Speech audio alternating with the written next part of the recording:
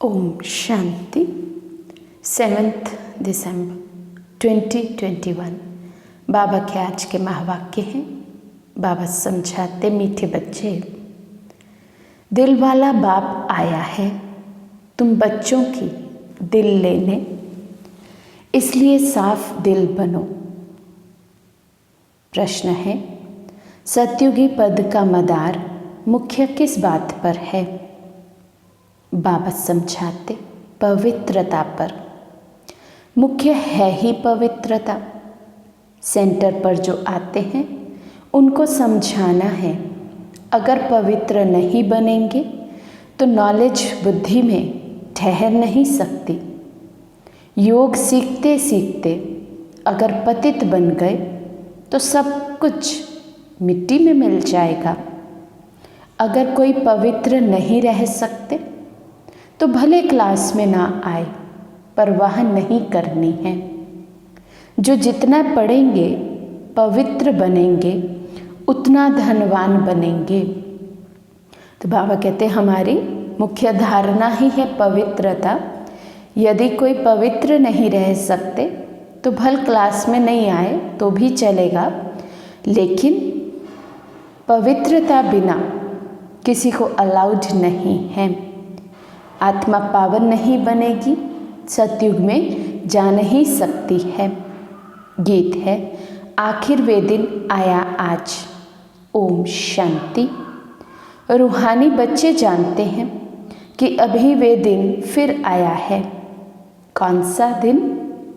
ये तो सिर्फ तुम बच्चे ही जानते हो कि भारत में फिर से स्वर्ग के आदि सनातन देवी देवता धर्म की स्थापना हो रही है, अर्थात लक्ष्मी नारायण का राज्य स्थापन हो रहा है।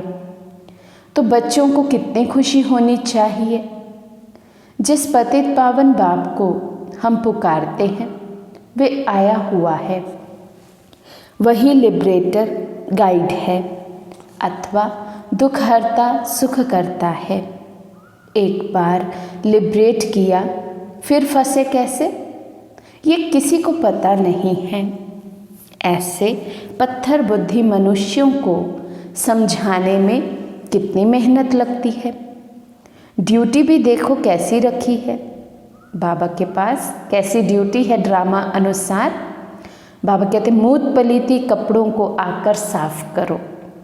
बाबा को भी आज अपने पाठ पर वंडर लग रहा है कि मेरी ड्यूटी क्या है, कि जब आत्मा इतनी गंदी हो जाती है, मैली हो जाती है, इनको आकर मुझे साफ करना होता है। आत्मा और शरीर दोनों पवित्र तो देवताओं के ही हैं। रावण राज्य में शरीर तो किसी का पवित्र हो ना सके, शरीर तो पतित है ही। इन सब बातों को कोई जानते ही नहीं। करके आत्मा कुछ पवित्र है तो प्रभाव निकलता है, परंतु फिर भी पतित तो बनना ही है ना। बेहद का बाप पतित पावन आकर कहते हैं ये 5 विकार शैतान हैं, इनको छोड़ो। अगर मेरी नहीं मानोगे तो तुमको धर्मराज तंग करेंगे। बाबा की नहीं मानेंगे, पवित्रता को धारण नहीं करेंगे तो बाबा कहते फिर धर्मराज की सजाएं खानी पड़ेंगी, धर्मराजपुरी में जाना होगा। तुम ऑलमाइटी अथॉरिटी का कहना नहीं मानते हो तो धर्मराज बहुत कड़ी सजा देंगे। बाप आया है पावन बनाने। तुम जानते हो हम ही पावन देवी देवता थे, अब हम पतित बने हैं, तो अब फट से वे छोड़ देना चाहिए। देह अभिमान भी शैतान की मत है, वे भी छोड़ना पड़े। पहले नंबर का जो विकार है वे भी छोड़ना पड़े। वे दिन भी आएगा जो बाप के साथ इस सभा में कोई पतित बैठ नहीं सकता, किसी को भी अलाउ नहीं करेंगे। मूत पलीती को निकालो बाहर। इंद्र सभा में आने नहीं देंगे, फिर भल कोई कितना भी करोड़पति हो व क्या हो, सभा में आ ना सके। बाहर में भल उनको समझाया जाता है, परंतु बाप की सभा में अलाव नहीं किया जाता है। अभी अलाव किया जाता है भीति के लिए, फिर नहीं। अभी भी बाबा सुनते हैं। कोई पतित आकर बैठे हैं तो बाबा को अच्छा नहीं लगता है। ऐसे बहुत हैं जो छिपकर आकर बैठते हैं।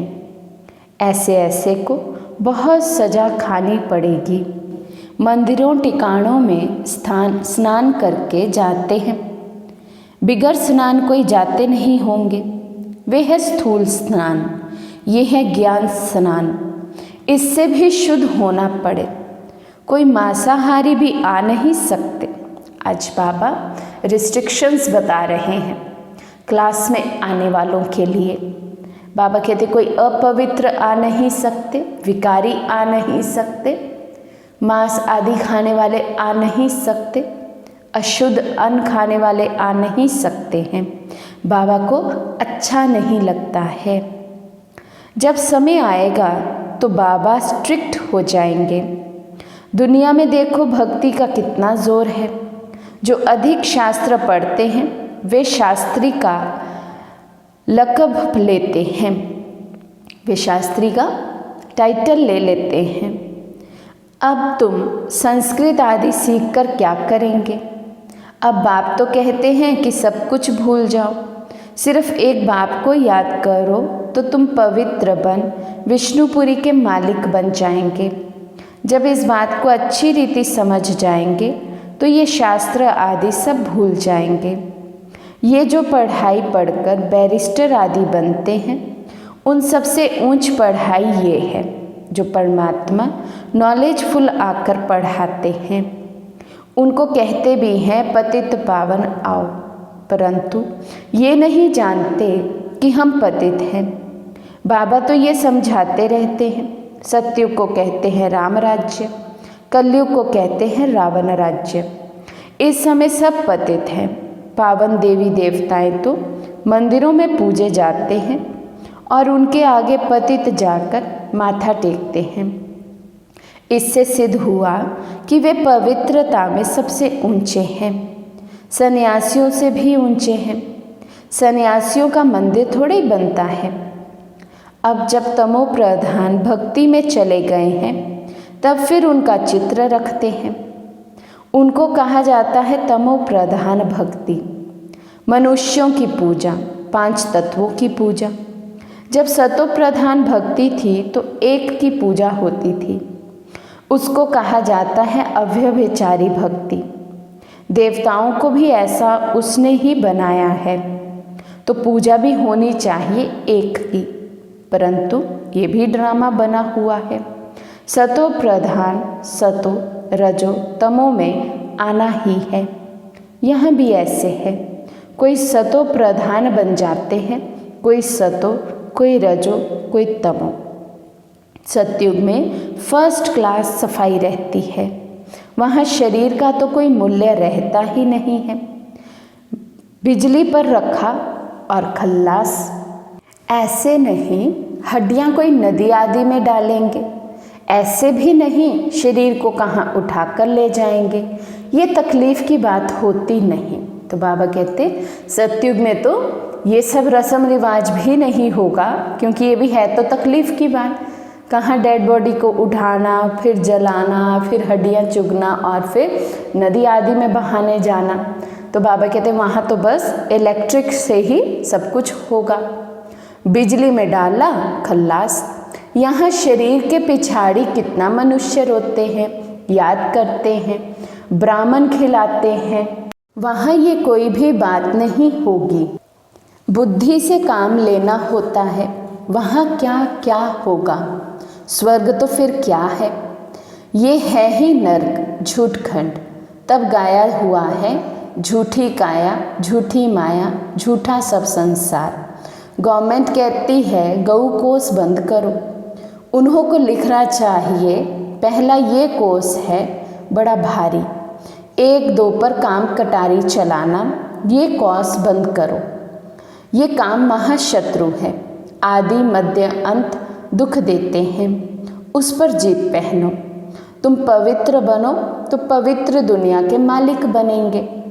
वहाँ देवताओं का न्यू ब्लड है। वे कहते हैं बच्चों का न्यू ब्लड है, परंतु यहाँ नया ब्लड कहाँ से आया? यहाँ पुराना ब्लड है।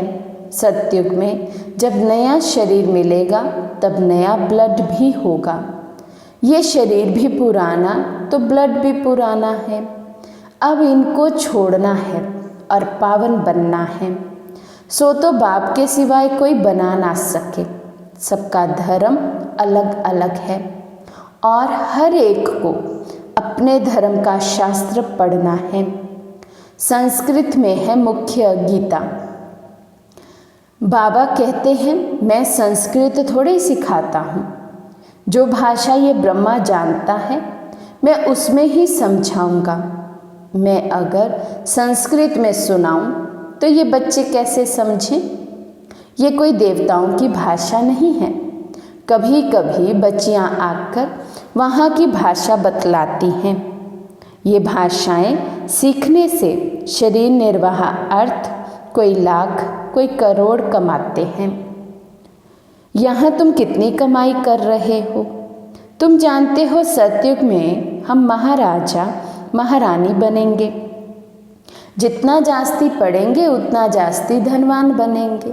जितना यहाँ ज्ञान को अच्छे से गहराई से समझेंगे धारण करेंगे उतना ही वहाँ ऊंच पद पाएंगे अर्थात धनवान बनेंगे। गरीब और साहूकार में फ़र्क तो रहता है ना। सारा मदार है पवित्रता पर। सेंटर पर जो आते हैं उनको समझाना है। अगर पवित्र नहीं बनेंगे तो नॉलेज बुद्धि में ठहरेगी नहीं। 5-7 रोज़ आकर फिर पतित बने तो नॉलेज खत्म। योग सीखते सीखते अगर पतित बने तो सब कुछ मिट्टी में मिल जाएगा। अगर कोई पवित्र नहीं बन सकता है तो भले ना आओ, पर वह थोड़ी रखनी चाहिए। जन्म जन्मांतर के पापों का बोझा सिर पर है, सो बिगर याद के कैसे उतरेगा? तो बाबा कहते आत्मा पवित्र ना बने, पतितपना नहीं छोड़े, विकार नहीं छोड़े तो बाबा की याद रह नहीं सकती। और बाबा की याद नहीं है तो आत्मा फिर अपने ऊपर से बोझा उतारेगी कैसे?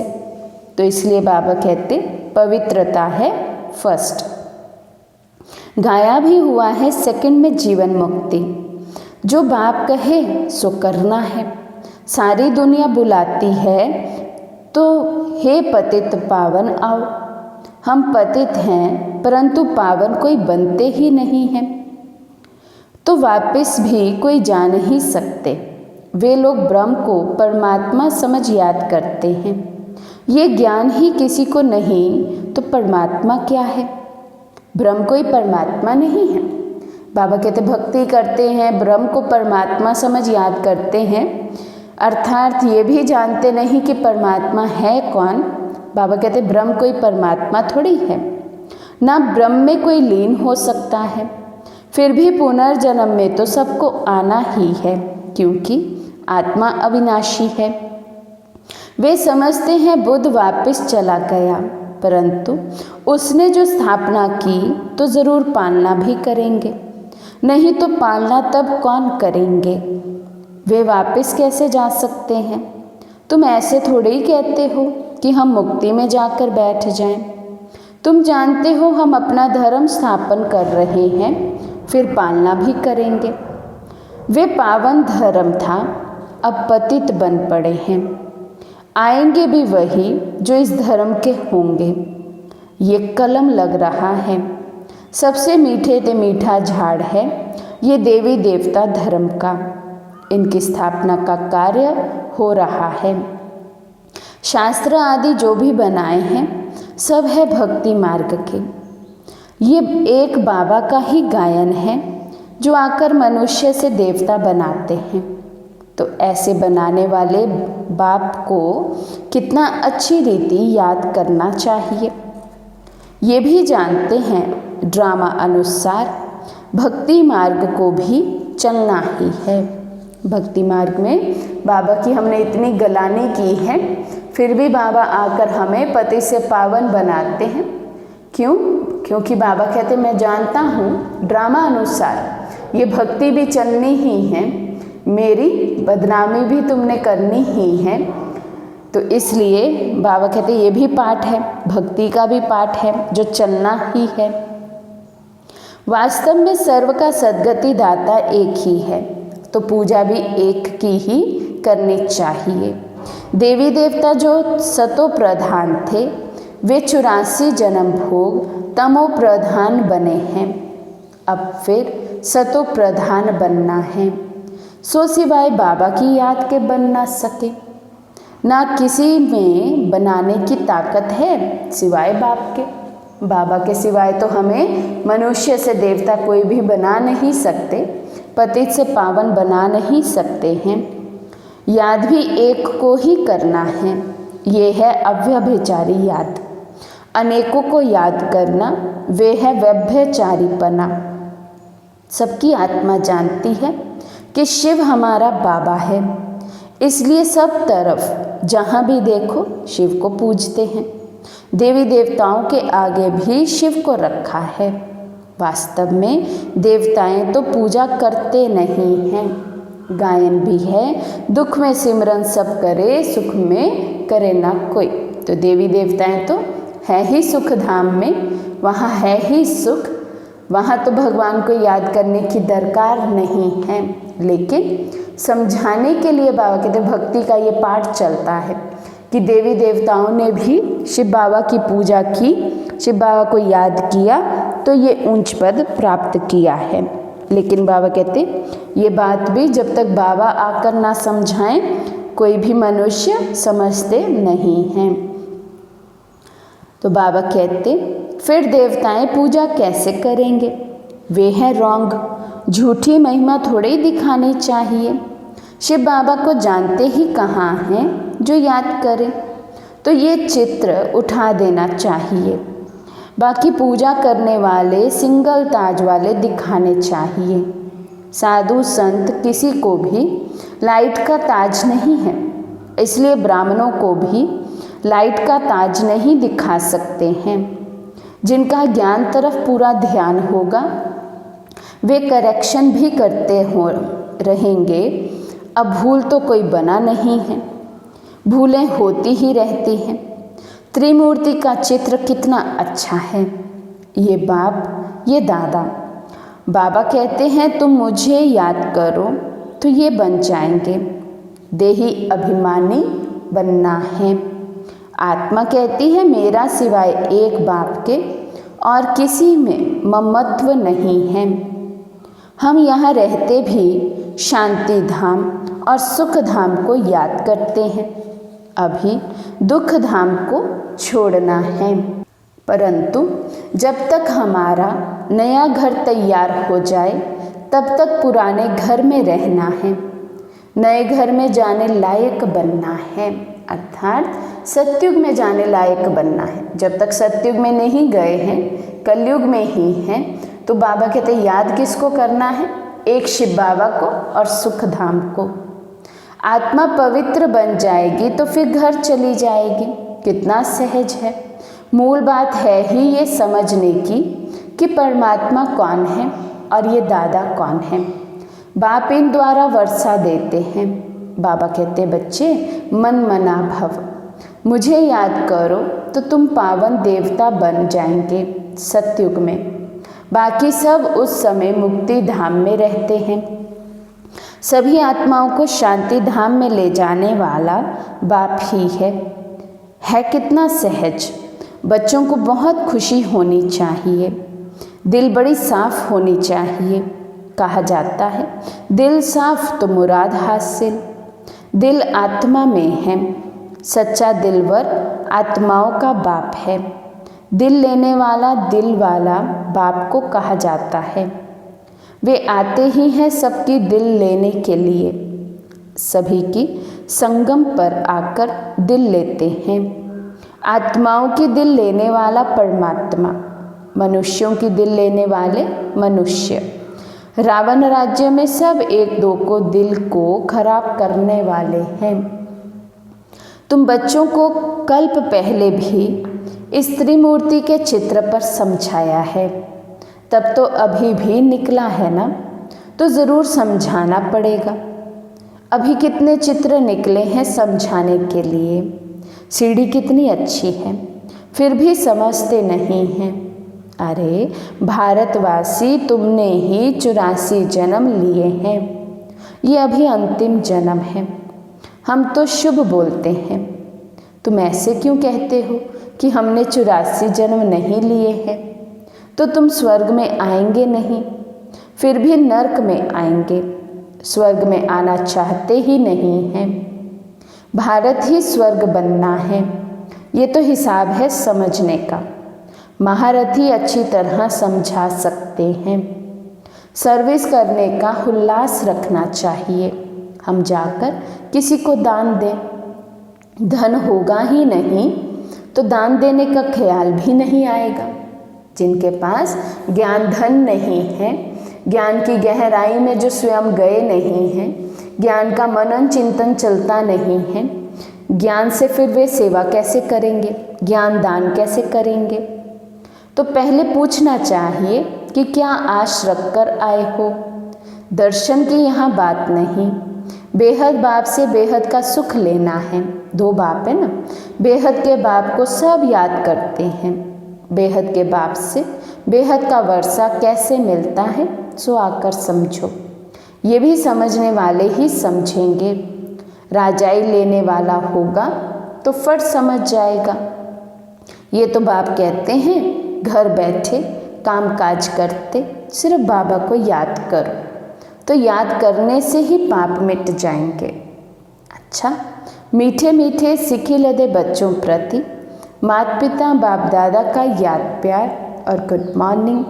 रूहानी बाप की रूहानी बच्चों को नमस्ते। हम रूहानी बच्चों की रूहानी बाप दादा को दिल व जान सिक व प्रेम से नमस्ते नमस्ते नमस्ते जी। धारणा के लिए मुख्य सार। फर्स्ट पॉइंट, कभी भी 1-2 की दिल खराब नहीं करनी है। सर्विस करने का उल्लास रखना है। ज्ञान धन है तो दान ज़रूर करना है। सेकंड पॉइंट, नए घर में चलने के लिए स्वयं को लायक बनाना है।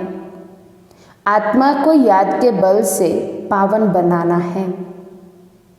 आज का वरदान है, स्वस्थिति द्वारा सर्व परिस्थितियों को पार करने वाले निराकारी अलंकारी भव।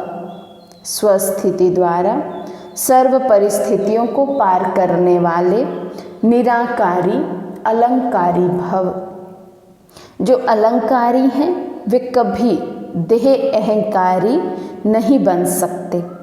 निराकारी और अलंकारी रहना, यही है मन मना भव मद्याजी भव।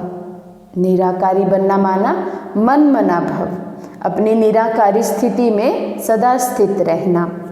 अलंकारी बनना माना मद्याजी भव, मध्य में जो दिखाए गए हैं विष्णु समान बन जाना। जब ऐसी स्वस्थिति में सदा स्थित रहते तो सर्व परिस्थितियों को सहज ही पार कर लेते। इससे अनेक पुराने स्वभाव समाप्त हो जाते हैं। स्व में आत्मा का भाव देखने से भाव स्वभाव की बातें समाप्त हो जाती हैं और सामना करने की सर्व शक्तियाँ स्वयं में आ जाती हैं। स्लोगन, संकल्प का एक कदम आपका तो सहयोग के 1000 कदम बाप के। संकल्प का एक कदम आपका तो सहयोग के 1000 कदम बाप के। अच्छा, ओम शांति।